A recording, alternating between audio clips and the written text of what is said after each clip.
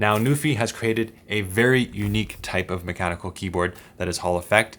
This one is a different type of version than what you typically see. Now, this is a 60% layout. However, it is very, very thin. And I'm really excited to try this out because it has the same distance, travel distance, as a regular mechanical keyboard, except that it's obviously a smaller form factor and it's a low profile. This is very, very unique. I've never seen anything like this on the market, so I'm so excited to try it out.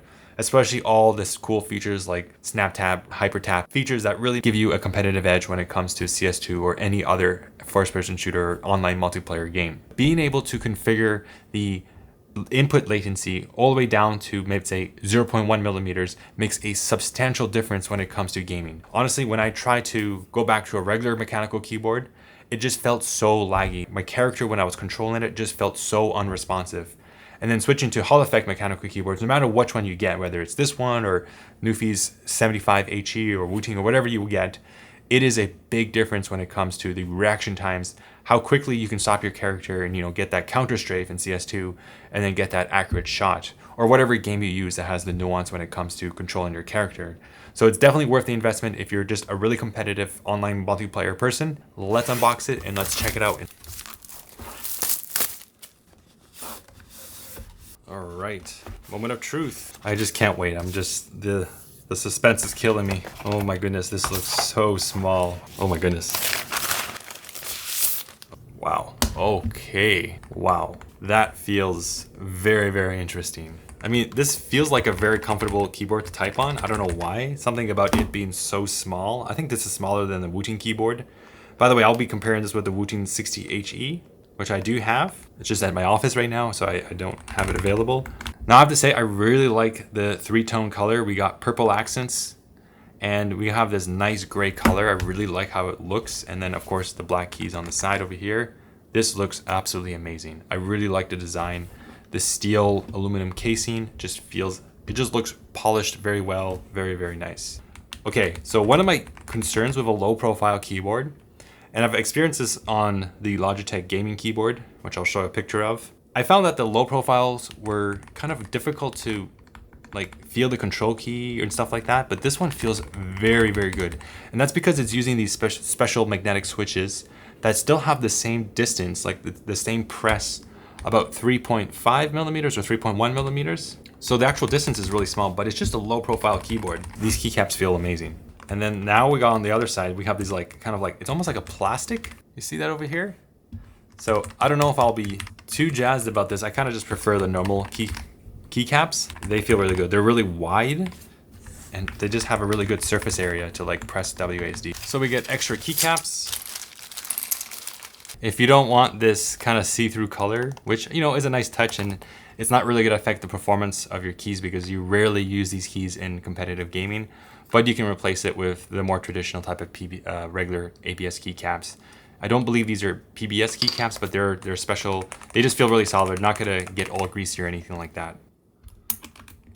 So that comes off very nicely. Now this is the magnetic switch, and this is different on the side. So these keycaps are made by Gateron, and you can see that they're kind of like a teal color, and you can see the actuation distance.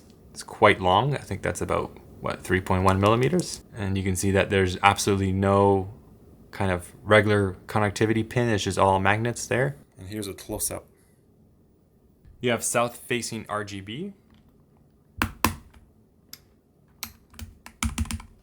We got these, I don't know why people want to use these, but these are kickstands.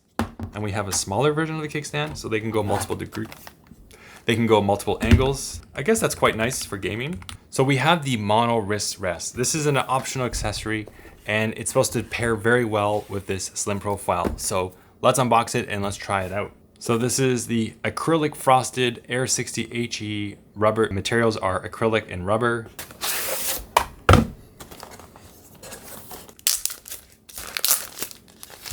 Wow, okay, so this is see-through. So let's put it right next to it. Wow, oh yeah, that feels really comfortable. I mean, I don't think you necessarily need it, but okay, let's add the foot pads. So it comes with 4. I guess you just plop them on here. And you guess you can customize it to your liking if you have so many. Yeah, I think I want it a little bit higher on the bottom too. And you have 2 more, so you can make it a lot higher. Oh yeah, I think that's a lot more comfortable. To be honest, I would probably put more, but I don't necessarily think you need this because this is already so low profile. I mean, if you look at that, it's pretty amazing how low profile you can get, but it is a nice touch. I mean, this looks absolutely stunning and it's solid. It's not going to move around. This one's also not going to move around. Yeah, that's a very comfortable typing experience. So NuPhy makes some really great software for their Hall effect keyboard. I have to say, their software is very fast and very intuitive, and I just love the fact that I do not have to install any software onto my hard drive. I don't need to have it running in the background, eating system resources. And this is a major problem with a lot of the big box manufacturers like Logitech, SteelSeries, Razors. They're all big offenders of making you download their proprietary software, having to run it in the background in order to get all the full effects. And worst of all, they like to jam pack a whole bunch of advertisements about their other products and all these stupid auxiliary features that no one really cares about. Like they try to provide you with crosshairs and all that stuff. I just like NuPhy software. It's very simple. You just go to their website, connect it through USB, automatically get connected, and then just start configuring your key map and also the travel distance and all the special HyperTap keys and whatnot. So this keyboard has 3 different options, M1, M2, and M3. And right now I'm just going to switch it to the gaming mode. It doesn't matter what the labels are. You can just pick any mode you want. In my case, I'm always going to be gaming, so I'll just go into that. And that's also configured, like I said, through this device over here. And the first 2 key bindings I always like to change all the time, especially since I'm a CS2 player, is I like to bind caps lock to escape, and I like to bind the escape key to tilde because I want to be able to access the CS console. And the reason why I really recommend this and getting used to this type of key map is that the caps lock is one of the dumbest keys ever invented in the world. It is the stupidest key. No one actually uses it, and it's such a convenient key because your pinky can quickly reach to it. And basically, you want to bind it to something that is a lot more useful than caps lock. If you really want caps locks, maybe you want to access it through the function layer. I mean, how often are you actually using it? Now, you can hold the function, and then you can switch between layers. So you can see that I'm going from layer 1 to layer 0. And then from there, if I really want to change things like, for example, on layer 1, I can see that I have my function rows over here. I can bind other things too. So I can put like E for there or something like that. Now, before we go into more advanced key bindings, I just want to quickly show you all the possible keys. So make sure to pause the video and if you really care about a specific function. So in this case, we have all the basic keys. Just pause right here and you can check it out. You can also search. And then moving on, we have media controls. And I'm actually going to go through each one so that you can just quickly pause the screen if you really care about a specific functionality. Then we have RGB controls. And then we have special characters. So we got mouse clicks, extra function keys. That's always nice to have. Now, if you want to get advanced keys, what you have to do is right click on your mouse. And then here you can see all different types of interesting key bindings. We have dynamic keystroke, mod tap, toggle key, rapid shift, SOCD, and HyperTap. And then you can just reset it to the basic character that you had.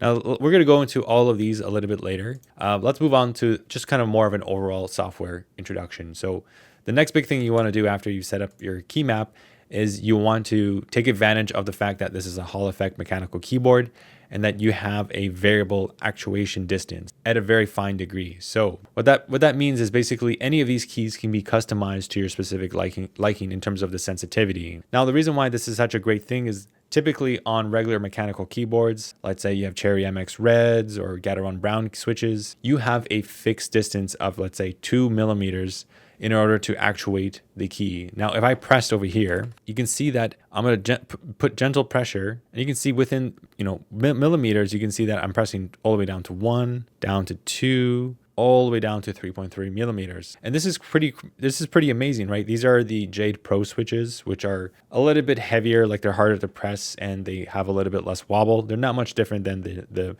less expensive Jade switches. And what I've noticed is that even though this is low profile, this is more or less the same distance of any other mechanical keyboard, even the Wooting, for example. I believe they go up to maybe 3.3 all the way to 4 millimeters in terms of the total distance that you can go. So this is not much different than a regular keyboard. And in fact, when I was playing CS2 on this keyboard, it felt like a normal keyboard to some extent, except that it was low profile. And I had no issues, unlike some of the other low profile keyboards like the Logitech keyboard, where I couldn't really feel the difference between the control key, like I didn't really have that, or it was really difficult to hit the shift key or it would just get jammed. I had a lot of issues with that more low profile gaming keyboard. This one here, it feels more like a regular keyboard, except that it's a lot more thin, like substantially more thin than any other mechanical keyboard. So all you basically want to do, let's say you're in CS2, is select the keys. I'm going to cancel all the selections. I'm going to hit WASD, and I'm going to just set it to 0.5 millimeters. Now that's something that I like. I don't want it too sensitive where I press it a little bit and then something will move my character.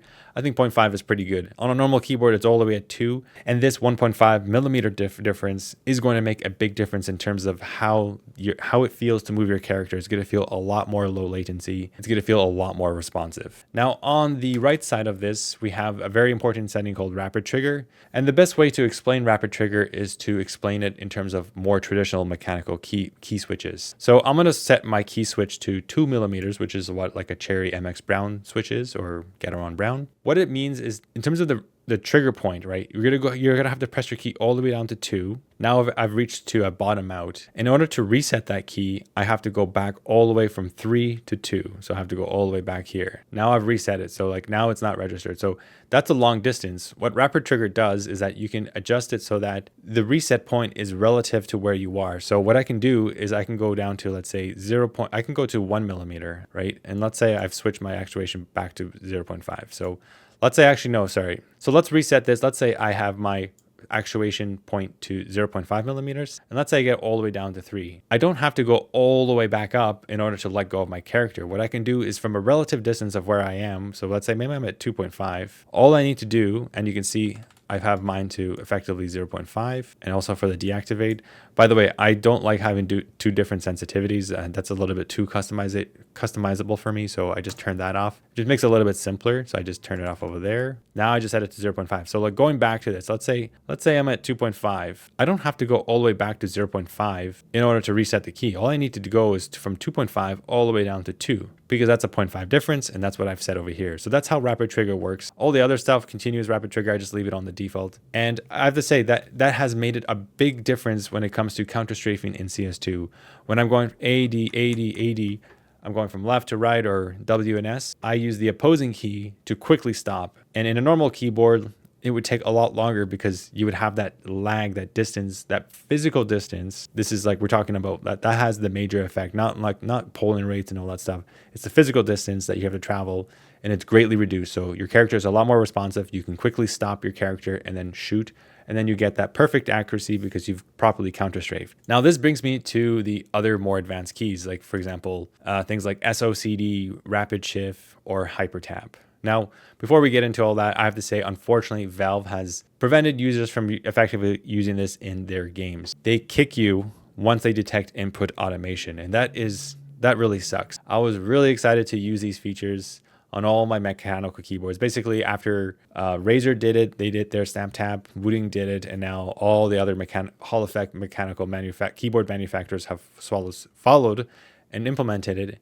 But unfortunately, Valve has prevented users from doing that. So you don't get banned or anything like that. You can try it out yourself. And it's really these three over here: Rapid Shift, SOCD, and HyperTap. If I enable them, within about 5 minutes of playing around, it'll detect it. And I was like, wow, I don't know how it detects it, but it just works like that. So yeah, it's unfortunate. But for purpose of this demo, I'm going to tell you one of my favorite ones is like HyperTap. So what that does is if I press A and if I let go, it'll automatically send the input for the opposing key, which is D. So I'm going to assign D to this. So I press D, and then it's going to be a two-way binding. So if I press A, and then I'll press D. And if I press D, it'll press A. So I go there. So let's do a quick test. I'm going to press A, and D. Now I'm going to press D, D, and A. So A, D, A, D. So this removed the work for you to have to counter strafe. Before, you would have to actually press A and then D. So I don't recommend having this enabled for typing if you're going to be typing with this. This is why it's so important to use the switch over here. You go from gaming mode to, let's say, PC or Mac. So now I'm going to reset it. You can just simply reset it. So you can read the description of all these advanced keys. These are all really cool to check out, but unfortunately the bottom three cannot be used in CS2, but it might be applicable in other games. So feel free to pause the screen and read in how they work. They all very similar in terms of helping you better counter strafe and get that headshot with that precise accuracy. The other type of advanced keys that are really interesting are toggle key, mod tab, and dynamic stroke. Mod tab is really cool because basically what it can do is if you tap a key, for example, you want to bind your caps lock key such that if you tap it, let's try it right now. So if you tap it, press A, but if you hold it, press enter. Now, what I would love for NuPhy to provide is the ability to also press hold in order to engage the function layer. I would love for that. Unfortunately, you cannot do that, so that's something that you should know. And then dynamic keystroke is pretty cool. What it does is that it utilizes the idea of the magnetic key switch, the different stages as you press up and down in order to evoke different types of actions. And this is really useful if you, let's say, for example, have a character that needs to walk. If you just kind of gently press the W key, and if you press really hard, it's gonna start sprinting. So I can demonstrate that with, let's say, I'm gonna press A, S, D, D, F, and this is going down, and then this is going up. So I'm gonna hit confirm. So I'm gonna hit caps lock. I'm gonna press softly, S. I'm gonna start letting go, D, F. I'll let it go. So that was really smooth. I think these switches are amazing. Yeah, that's basically how it works in a nutshell. All right, so let's move on to lighting. I have to say the lighting on this keyboard is really, really cool, especially with these translucent keys that you can see over here. They have some really nice effects. You can switch between different types of effects, choose different colors. You can change the speed, the brightness of it. This keyboard has no coil winding when it comes to RGB, which is really nice. It also has these really interesting 2 sidebar LED lights over on the side, and those are really cool. You can customize those as well. So what I can do is I can have them breathe. I can adjust the brightness of them as well and stuff like that. Now, I don't believe you have per key RGB. I don't have the option to like specifically select a key and then have them be a specific color. So these are just the plain effects over there. And then lastly, if I go to the mode settings, you can see that we can lock the Windows key, lock Alt 4, gaming optimization, all that stuff. Tick rate, anti-wobbliness, polling rate, just keep it at the max. That means that it's the lowest latency. I think it's like 1 millisecond and stuff like that. So let's compare the NuPhy Air60 HE to the Wooting 60 HE Plus. There are some similarities and differences. They obviously both have a 60% keyboard layout with Hall effect magnetic switches. Both offer great typing experiences with dazzling RGB effects. Most importantly, both have more or less the same software experience in terms of customization. And this is really good because both softwares are truly world-class when it comes to keyboard software. There are 2 main differences between the keyboards. The Air60 HE is obviously low profile, and it is substantially more affordable. Another minor plus is that the Air60 HE keeps more of a neutral profile in terms of its tilt, unlike the Wooting keyboard, which has a fixed 6-degree angle, which I found relatively annoying. And if you do want that positive tilt, which I don't recommend for ergonomic reasons, NuPhy obviously provides, as I mentioned before, 3 different levels. Keep it flat, small, or a medium tilt. So choosing between the 2 keyboards, it really depends on the looks, the styles, the low profile nature of the Air60 HE. If you prefer that look, definitely go for it. Or if you want to save a lot of money, go with the Air60 HE. You're going to get that low latency gaming experience at a much cheaper cost. So that brings me to conclude what I think about the NuPhy Air60 HE. Well, I have to say, after using this extensively for CS2, I have to say it has really boosted my responsiveness of my character, allowing me to counter strafe and get that perfect accurate shot. Unfortunately, I can't use all the fancy HyperTap and SOCD, or aka snap tap, or whatever you want to call it, because Valve has prevented users from using that. You'll just get kicked out of the game. So try it out yourself. They're really cool features, but unfortunately you just can't use it. Now, in terms of how this keyboard feels and how the typing experience is, I have to say this is an amazing keyboard. I really like the keycaps. The switches are amazing. I love the fact that this is such a small, tiny, flat keyboard that is very easy to transport. You can bring it to gaming parties and whatnot.